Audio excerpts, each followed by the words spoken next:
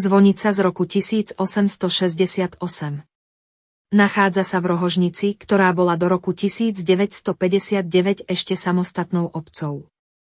V roku 1868 si obec Rohožnica postavila drevenú zvonicu, do ktorej osadili 2 zvony. Prvý menší i hneď po postavení zvonice, druhý väčší, odliaty v Trnave v roku 1935 s nápisom Živých k Bohu povolávam a zosnulých odprevádzam, roku pána 1935. Na zvonoch sa začalo zvoniť 3-krát každý deň, na Anjel Pána, ďalej počas procesie na Božie telo, alebo k Urbankovi. Vyzváňalo sa neboštíkom pri pohreboch, ale aj pri prírodných pohromách, búrkach či povodniach.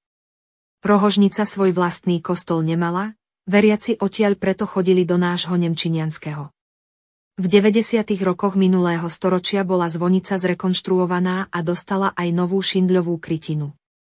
Dnes sa už v Rohožnickej zvonici na zvonoch zvoní iba jediný raz v roku, a to na Štedrý večer.